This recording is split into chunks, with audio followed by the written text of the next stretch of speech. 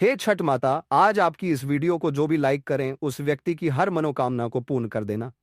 जय छठी मैया। दोस्तों, आज इस वीडियो में हम आपको बताएंगे छठ की पूजा इन दो कामों के बिना अधूरी मानी जाती है और छठ का व्रत रखते समय भूल कर भी यह तीन गलतियां नहीं करें। इससे व्रत टूट जाता है और छठी माता क्रोधित हो जाती है, जिससे आपके घर में घोर संकट आने लगता है। दोस्तों, छठ पूजा का व्रत हर श्रद्धालु परिवार के लिए सबसे बड़ा और खास व्रत माना जाता है। इस दिन व्रती अपनी श्रद्धा, संयम और सूर्यदेव तथा छठ माई की कृपा के लिए निर्जल व्रत रखते हैं। लेकिन भक्तों, क्या आप जानते हैं कि छठ पूजा का व्रत दो कामों के बिना अधूरा माना जाता है? जी हाँ दोस्तों, अगर आपने इन दोनों कामों को नहीं किया तो चाहे जितना भी व्रत कर लो, छठ मई नाराज हो जाएंगी और व्रत का पूरा फल कभी नहीं मिलेगा। भक्तों, इस बार की छठ पूजा साधारण नहीं है, बल्कि यह पूरे 100 सालों बाद बन रहे दुर्लभ संयोग में पड़ रही है। इस दिन सूर्य और छठ माई का समय बहुत ही शुभ और मंगलकारी माना जा रहा है। ऐसे में इस बार की छठ पूजा आपके जीवन में सौभाग्य लेकर आएगी, लेकिन शर्त यही है कि आपसे कोई गलती ना हो। अगर भूलवश आपने यह दो काम नहीं किए तो छठ माएं आपसे रूठ जाएंगी और इसका असर सीधे आपके जीवन और परिवार पर पड़ेगा। दोस्तों, हमारी जिम्मेदारी सिर्फ आपको सचेत करना है। अब मानना या ना मानना पूरी तरह आपकी मर्जी है, लेकिन एक बात पक्की है कि अगर आपने हमारी बात मान ली और इस बार की छठ पूजा पर इन दो अनिवार्य कामों को कर लिया, तो माई का वास आपके घर में होगा और आपके परिवार के जीवन में कभी कोई संकट नहीं आएगा। पूज्य गुरुजी भी अपनी कथा में कहते हैं कि छठ पूजा का व्रत तभी सफल होता है जब व्रती इन दो जरूरी कामों को करता है। अगर यह कार्य अधूरे रह गए तो छठ माई कभी माफ नहीं करती, बल्कि श्राप तक दे देती है। और भक्तों, अगर माएँ आपसे रुष्ट हो गई तो आपके जीवन में घोर संकट आ सकता है और घर परिवार में कलह तक आ सकती है। इसलिए इस बार की छठ पूजा बिल्कुल भी हल्के में मत लेना। भक्तों, अगर आप भी चाहते हैं कि इस छठ पूजा पर छठ माई का आशीर्वाद आप पर सदैव बना रहे, तो वीडियो को लाइक करें, चैनल को सब्सक्राइब करें और कमेंट बॉक्स में जय छठ माई जरूर लिखें। और हाँ, अपने परिवार के जीवन में सुख और समृद्धि के लिए इस वीडियो को अंत तक पूरा देखकर ही जाइएगा। अगर आपने वीडियो को बीच बीच से काट कर देखा या हल्के में लिया, तो आपके जीवन में व्रत का फल अधूरा रह जाएगा और सौभाग्य की प्राप्ति कभी नहीं होगी। तो चलिए, सबसे पहले हम आपको बताएंगे इस छठ महापर्व के दिन वह कौन से कामों को जरूर करना है जिसके बिना व्रत का फल अधूरा रह जाएगा। तो दोस्तों, जैसे कि आप सभी को पता है कि नहाए खाए के साथ छठ महापर्व का आरंभ हो जाता है। इस बार 25 अक्टूबर यानी छठ के पहले दिन नहाए खाए से होगी।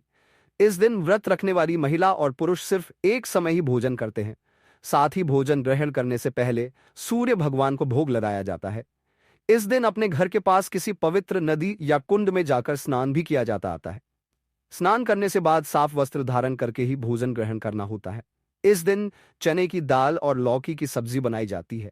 साथ ही पहले दिन व्रत रखने वाले पहले खाना खाते हैं। इसके बाद ही परिवार के बाकी लोग भोजन ग्रहण करते हैं। छठ महापर्व दूसरे दिन 26 अक्टूबर 2025 खरना। छठ महापर्व के दूसरे दिन खरना किया जाता है। खरना का मतलब है शुद्धिकरण। वृत्ति इस पूरे दिन उपवास रखती है। फिर शाम के समय मिट्टी के नए चूल्हे पर गुड़ की खीर प्रसाद के रूप में बनाई जाती है। इसी प्रसाद को वृत्ति ग्रहण करते हैं। फिर इस प्रसाद को बाकी लोगों में बांटा जाता है। इसके बाद से 36 घंटे का लंबा निर्जला उपवास शुरू होता है। छठ तीसरा दिन 27 अक्टूबर 2025 संजय घाट। छठ पूजा के तीसरे दिन यानी संजय घाट को अस्त होते सूर्य को अर्घ्य दिया जाता है। इससे पहले व्रत रखने वाली महिलाएं सूर्य निकलने से पहले रात को मिश्र युक्त पानी पीती है। उसके बाद शाम के समय सूर्य देव को अर्घ दिया जाता है। सूर्य देव की उपासना के लिए इस दिन तरह तरह के पकवान, ठेकुआ और मौसमी फल आदि अर्पित किए जाते हैं। डूबते सूर्य को अर्घ्य देने का समय 27 अक्टूबर 2025 को शाम 5:40 तक। छठ पूजा के चौथे दिन यानी कि 28 अक्टूबर 2025 को उगते सूर्य को अर्घ्य दिया जाता है। सूर्य देव को अर्घ्य देते समय संतान और परिवार की सुख शांति बनाए रखने की कामना की जाती है। सूर्य को अर्घ देने के बाद प्रसाद ग्रहण कर व्रत का समापन किया जाता है। उगते सूर्य को अर्घ देने का समय 28 अक्टूबर को सुबह 6:30 पर। छठ के व्रत में यह गलती नहीं करें। छठ माता क्रोधित हो जाती है। सूरज को अर्घ देते वक्त ना करें भूल। छठ पूजा के पर्व पर सूरज को अर्घ देते वक्त किसी भी तरह के शीशे या स्टील के बर्तन का इस्तेमाल नहीं करना चाहिए। सूरज को अर्घ दिए बिना यह पर्व अधूरा माना जाता है। साफ सफाई का रखें ध्यान। छठ पूजा के दौरान साफ सफाई का खास तौर पर ध्यान दें। इस पूजा के दौरान कपड़ों से लेकर पूरे घर को बिल्कुल साफ रखना चाहिए। साथ ही प्रसाद बनाते वक्त भी साफ सफाई का पूरा ख्याल रखें। जाने कहाँ सोना चाहिए। छठ पूजा के दौरान जो भी व्रत रख रहा है उसे पलंग पर नहीं सोना चाहिए। न पलंग बल्कि चारपाई आदि पर भी सोने की मनाही होती है। इस व्रत के दौरान फर्श पर सोना चाहिए। सामग्री का जरूर रखें ख्याल। छठ पूजा के दौरान सामग्री का विशेष तौर पर ख्याल रखें। इस पूजा के दौरान सिंदूर, कुमकुम, आलता, मेहंदी, पीतल का सूप, शक्कर, अंगदी, नारियल, ईख, शहद, पान, सुपारी, लौंग और इलायची जैसी सामग्री का जरूर इस्तेमाल करें। मांसाहारी खाने से करें परहेज। छठ पूजा के दिन किसी भी तरह के मांसाहारी खाना खाने से बचना चाहिए। खाने के साथ साथ पूजा के किसी भी तरह के मांसाहारी सामान को घर में या पूजा के आसपास नहीं रखना चाहिए। माना जाता है कि छठी मैया ऐसा करने से नाराज हो जाती है। छठ पूजा पर महिलाओं के मांग में सिंदूर भरने के पीछे कई मान्यताएं हैं। मान्यताओं के मुताबिक जो स्त्री अपनी मांग के सिंदूर को बालों में छुपा लेती है उनका पति समाज में भी छुप जाता है। पति को वह सम्मान नहीं मिलता जिसके वह हकदार होते हैं। इसी कारण महिलाएं लंबा सिंदूर लगाती है ताकि पति की आयु बढ़ने के साथ ही उनका सम्मान बढ़े। छठ पूजा करने वाली महिलाएं अगर मांग में सिंदूर लगा रही हैं तो ध्यान रखें कि सिंदूर माथे से लगाना शुरू करते हुए मांग तक ले जाए। जितनी लंबी मांग सिंदूर से भरें उतना शुभ माना जाता है। कई महिलाएं नाक से लेकर पीछे मांग तक सिंदूर भरती हैं। मांग में सिंदूर भरने को लेकर यूपी बिहार में अलग अलग मान्यताएं हैं। मांग में सिंदूर की लंबाई पति की लंबी उम्र का प्रतीक है। महिलाएं छठ पूजा के दौरान पीला सिंदूर जरूर लगाएं। छठ के पर्व में नाग से शुरू करते हुए सिंदूर लगाएं और मांग भरे। सिंदूर गाढ़ा होना चाहिए। सिंदूर लगाने के लिए माचिस की तीली का इस्तेमाल कर सकती है। सिंदूर महिलाओं के सुहाग की निशानी होती है और पति की लंबी आयु का प्रतीक है।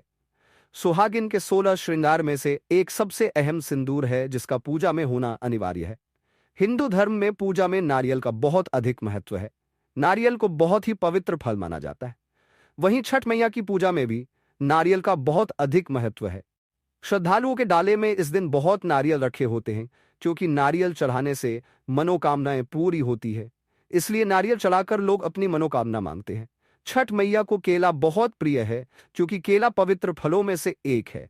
इसकी पवित्रता के कारण इसे छठ पूजा में रखा जाता है। लोग मनोकामना पूर्ति के लिए छठ मैया को केले का घब भेंट करते हैं। बिहार और पूर्वांचल में इसकी खेती भी खूब होती है जिसकी वजह से यह आसानी से उपलब्ध हो जाता है। छठ पूजा में गन्ने का होना जरूरी होता है। कई जगहों पर गन्ने का धर बनाया जाता है जिसके नीचे छठ मैया की पूजा और आरती की जाती है। कहा जाता है कि इस तरह पूजा करने से घर में आनंद और समृद्धि आती है। गन्ना का बाहरी भाग बहुत सख्त होता है। पशु पक्षी भी इसे झूठा नहीं कर पाते। यह पूरी तरह पवित्र होता है, इसलिए यह छठ मैया को बहुत प्रिय होता है। डाब नींबू को छठ पूजा में बहुत अधिक महत्व माना जाता है। सामान्य नींबू से बड़े आकार का एक नींबू होता है, उसे डाब नींबू कहते हैं। इसका स्वाद खट्टा मीठा होता है। यह आकार में बहुत बड़ा और इसका आवरण बहुत मोटा होता है। इस कारण इसे पक्षी या पशु झूठा नहीं करते हैं। इसकी पवित्रता बनी रहती है। यही कारण है कि छठ मैया को डाब नींबू बहुत प्रिय है। सुपारी बेहद सख्त फल है। इसके बिना कोई पूजा पूरी नहीं मानी जाती है, इसलिए इसे छठ मैया की पूजा में भी रखा जाता है। बेहद सख्त और आवरण में रहने की वजह से इसे भी पशु पक्षी झूठा नहीं कर पाते। यह पवित्र फल में गिना जाता है, इसलिए यह छठ मैया को प्रिय है। जल में फलने वाला फल है जल श्रृंगारा। यह माता लक्ष्मी को भी प्रिय है। जल में होने के कारण यह बहुत पवित्र मोटे आवरण होने की वजह से यह किसी पशु पक्षी द्वारा झूठा फल नहीं माना जाता है, इसलिए यह छठ मैया को प्रिय फल होता है। इसे भी पूजा में जरूर रखना चाहिए।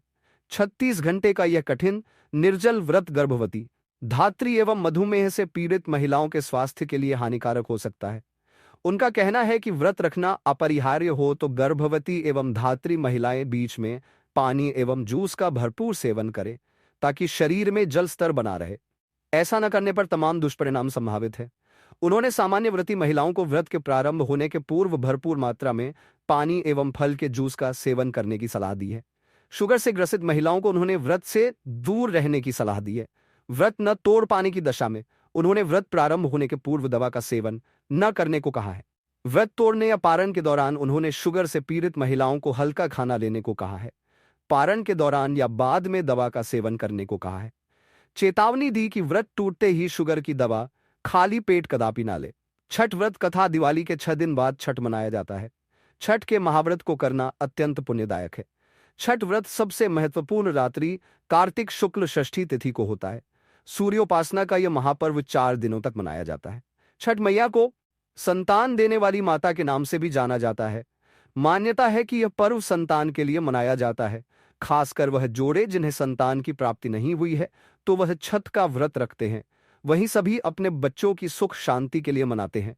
लेकिन क्या आप जानते हैं कुछ ऐसी महिलाएं भी हैं जिन्हें छठ पूजा का व्रत गलती से भी नहीं रखना चाहिए? यह सबसे बड़ा घोर पाप माना जाता है। महिलाएं ऐसी गलती कभी ना करें। तो चलिए जानते हैं। शास्त्रों के अनुसार जो लोग अधूरी शादी करते हैं वह शास्त्र का अपमान करते हैं। अधूरी शादी जैसे कि कोर्ट मैरिज और शादी के बिना ही संतान की उत्पत्ति कर देना सबसे बड़ा पाप है। ऐसे में छठ पूजा का व्रत ऐसे लोगों को अपनी संतान के लिए कभी नहीं रखना चाहिए, क्योंकि आपने हिंदू रीति रिवाजों के अनुसार 7 फेरे नहीं लिए हैं। और वहीं बिन शादी के जब ऐसे लोग साथ में रहते हैं तो समाज में ऐसा रिश्ता कलंकित होता है। दोस्तों, बहुत से लोग ऐसे हैं जो भागकर शादी करते हैं और परिवार को दुखी कर देते हैं। माता पिता को समाज में कलंकित कर देते हैं। माता पिता को रुलाते हैं, परिवार को रुलाते हैं, समाज को बदनाम करते हैं। ऐसे लोग पूरे जनजीवन समस्त संसार के लिए शापित है। देखिए, परिवार को रुलाकर हमेशा रिश्ते अनर्थी होते हैं, रिश्ते जुड़ते नहीं हैं। इसीलिए जो लोग भागकर शादी करते हैं और कोर्ट मैरिज कर लेते हैं, 7 फेरे नहीं लेते हैं, हिंदू रीति रिवाज के साथ शादी नहीं करते, विवाह नहीं करते, तो उनके लिए यह व्रत उचित नहीं है। 7 फेरे का मतलब होता है आपने अग्निदेव का आशीर्वाद लिया, 33 कोटि देवी देवता का आशीर्वाद लिया, माँ बाप का आशीर्वाद लिया, परिवार का आशीर्वाद लिया, समाज को सम्मान दिया। मतलब अब आप पूज्य योग्य हैं, आप भगवान की सेवा कर सकते हैं, आप कोई भी व्रत आदि परंपरा के साथ कर सकते हैं। यदि जिस स्त्री को हल्दी ना लगी हो, जिस पुरुष को हल्दी ना लगी हो, ऐसा विवाह भी अशुभ होता है। शादी में हल्दी अवश्य लगना चाहिए, तभी ही आप व्रत आदि रख सकते हैं, पूजा पाठ कर सकते हैं, किसी भी मांगलिक कार्य में आप शामिल हो सकते हैं। इसीलिए ऐसी स्त्री किसी भी धार्मिक कार्य में तभी सफल व शामिल हो सकती है जब वह अग्नि के साथ फेरे ले ले। ऐसी शादी को ही शास्त्रों में सर्वश्रेष्ठ माना जाता है। ऐसे में अगर आपकी अधूरी शादी है तो आप छठ पूजा कभी ना करें। आपके ऐसा करने से छठी मैया का अपमान माना जाएगा और आपको पाप लग सकता है। दोस्तों, शास्त्रों के अनुसार इस व्रत को सच्चे मन से रखना चाहिए। अगर कोई महिला शौक में यानी बेमन से इस व्रत को रखती है तो उनके पति या संतान की मृत्यु या उन पर कष्ट आ सकते हैं। सच्ची श्रद्धा के साथ छठ पूजा का व्रत रखना चाहिए। इस व्रत के सफल होने से संतान सुख की प्राप्ति होती है। संतान को कष्ट कभी नहीं आते, छठी मैया करती है। रक्षाधर परिवार होता है। खुशहाल जो लोग छठ पूजा करते हैं तो छठी मैया उनके इर्द गिर्द, उनके घर के आसपास सदैव घूमती रहती है, उनकी रक्षा करती है, उनकी संतानों की रक्षा करती। जो बांझ महिलाएं हैं उन्हें संतान सुख की प्राप्ति देती है, लेकिन सच्चे हृदय से ही माता को पुकारे। दोस्तों, छठ पूजा करने से सैकड़ों युगों के फल की प्राप्ति होती है। परिवार में सुख समृद्धि धन की प्राप्ति होती है। छठी मैया की पूजा से सभी मनोकामनाएं होती है। पूरी वही कुंवारी कन्याएं और पुरुष भी छठ पूजा कर सकते हैं। छठ पूजा का फल कई लाख गुना प्राप्त होता है। इससे व्यक्ति के सभी पाप खत्म हो जाते हैं और सुख समृद्धि की प्राप्ति होती है। छठ पूजा का व्रत पूरा करने से स्वयं छठी मैया आपके पूरे घर की रक्षा करती है। दोस्तों, अब यह भी जान लेते हैं कि छठ मैया को ऐसी कौन सी 3 चीजें हैं जो नहीं चढ़ानी चाहिए, भयंकर पाप लगता है। दोस्तों, नंबर 1, सूर्य भगवान को अर्घ देने के लिए तांबे का लोटा ही प्रयोग करें, लेकिन भूलकर भी चांदी, स्टील, शीशा और प्लास्टिक के बर्तन से अर्घ नहीं देना चाहिए। इससे व्रत टूट सकता है। दोस्तों, नंबर 2, व्रत के दौरान घर में कभी भी मांसाहार न बनाएं और ना ही परिवार में किसी को खाने दें। जो लोग इस दिन लहसुन प्याज का खाना बनाते हैं और खाते हैं तो उन्हें छठी मैया उल्टा बर्बाद कर देती है, श्राप दे देती है। इस दिन छठी मैया को भोग लगता है, तो घर में यदि आपके परिवार में किसी ने व्रत रखा है तो आप भी लहसुन प्याज का इस्तेमाल ना करें। आप किसी और दिन को खा सकते हैं, लेकिन मांस, मदिरा, लहसुन, प्याज आदि ना खाएं। मान लीजिए छठ व्रत आपकी बहन ने रखा है और आप दूर भी रहते हैं, तब भी आप लहसुन प्याज न खाएं, नहीं तो उनका व्रत टूट सकता है। साथ ही साथ व्रत के दौरान घर में मदिरा आदि और धूम्रपान भी नहीं करना चाहिए। दोस्तों, नंबर 3, छठी मैया का प्रसाद बहुत ही शुद्धता के साथ बनाया जाता है। उनका प्रसाद हमेशा ऐसे चूल्हे पर बनाएं जिसे ताजी लेपा गया हो। यदि गैस पर बना रहे हो तो गैस स्टोव को अच्छी तरह से धो लें। पहले से बने चूल्हे पर कभी प्रसाद ना बनाएं, इसके लिए नया चूल्हा ही बनाएं। दोस्तों, नंबर 4, सूर्य को अर्घ्य देने से पहले कभी भी भोजन ग्रहण ना करें, घोर पाप लगेगा। व्रत भारी लोगों को पहले और दूसरे दिन सूर्य को जल देने के बाद ही भोजन करना चाहिए। व्रत के दौरान भोजन के प्रति मन में लालसा ना रखें। व्रत टूटता है। नंबर 5, छठी मैया से मांगिए। अगर पूरी हो जाए तो आपको अपनी मन्नत का पूरा होने की विशेष पूजा जरूर करनी चाहिए, अन्यथा मैया के प्रकोप का सामना करना पड़ सकता है। नंबर 6, छठ का व्रत करने वालों को जमीन पर 4 दिन तक सोना चाहिए। छठ पूजा वाले कमरे में ही अपना आसन लगाना चाहिए। ऐसे में आपको छठ मैया का ध्यान करते रहना चाहिए। इससे माँ आपके व्रत को संपूर्ण करती है और कोई भी विघ्न बाधा नहीं आती है। नंबर 7, जिस जगह पर प्रसाद बन रहा हो वहां साधारण भोजन भी नहीं बनाना चाहिए। साथ उस स्थान पर खाना भी वर्जित है। दोस्तों, नंबर 8, प्रसाद बनाते हुए नमक का हाथ भी किसी पूजा की वस्तु या प्रसाद से नहीं छूना चाहिए। दोस्तों, नंबर 9, पूजा के दौरान अपनी वाणी को बुरी बातों से थोड़ा दूर रखें। जुबान पर गंदे विचार भी नहीं लाना चाहिए। छठी मैया का आशीर्वाद पाने के लिए मन में गंदे विचार नहीं लाने चाहिए। नंबर 10, घर में पूजा के दौरान झूठे बर्तन और गंदे कपड़ों का ढेर बिल्कुल नहीं होना चाहिए।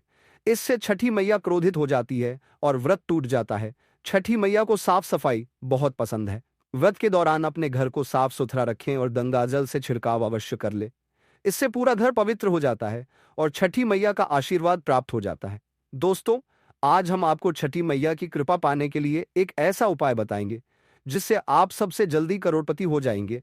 मैं छठी मैया की सौगंध खाता हूं, अगर आपने ये उपाय कर लिया तो आपको दुनिया की कोई भी महाशक्ति, कोई भी व्यक्ति करोड़पति होने से, धनी होने से, धन ऐश्वर्य प्रगति, सौभाग्यशाली उत्तम जीवन, साथ ही धन संपदा सकारा ऊर्जा प्राप्त करने से कोई नहीं रोक पाएगा। ये उपाय आप कॉपी पेन पर लिखकर रख ले, आपके बहुत काम आएगा। हम उपाय बताने वाले हैं, उपाय को ध्यान से सुनना, आपकी कायाकल्प हो जाएगी। लेकिन वीडियो में आगे बढ़ने से पहले आपसे निवेदन था, वीडियो जरूर लाइक कर दीजिए। यह उपाय छठ पूजा वाले दिन ही करना है। आइए जानते हैं उपाय। आपको प्राचीन जानकारी चैनल पर ही मिलेगा। यदि कोई और यह उपाय बताए तो समझो वह फ्रॉड है। देखिए, एक नमक का पैकेट ले लें, पिसा हुआ ढेरी वाला ले सकते हैं, और एक पानी की बोतल और 51 रुपए की दक्षिणा तथा 100 ग्राम की सरसों के तेल की बोतल और 50 ग्राम सूखी लाल मिर्चें, 500 ग्राम चावल और 500 ग्राम उड़द की काली दाल और टी5 के बताशे। यह सभी 8 सामग्री एकत्रित कर ले, किसी कपड़े में बांध लें या थैली में ले ले। सभी सामग्री को मिक्स मत करना, अलग अलग पैकेट में एक ही थैली में डाल ले। अब अपने शिशु के ऊपर से, संतान के ऊपर से 7 बार उतारा करे। अब यह सामग्री किसी गरीब व्यक्ति को दान में दे देना। मैं छठी मैया की सौगंध खाता हूं, मैं प्राचीन जानकारी छठी मैया की सौगंध खाता हूं। यदि आपका बच्चा, आपका शिशु स्वस्थ ना हो जाए, आप धनी ना हो जाए तो मुझे बताना। आप हमारे चैनल को अनसब्सक्राइब कर देना, आपका भाग्य बदल जाएगा। यदि आप व्यापारी हैं तो आपका व्यापार 100 गुना बढ़कर चलेगा। यदि आप स्टूडेंट हैं तो आपका मन पढ़ाई में खूब लगेगा। सरकारी जॉब लगेगी,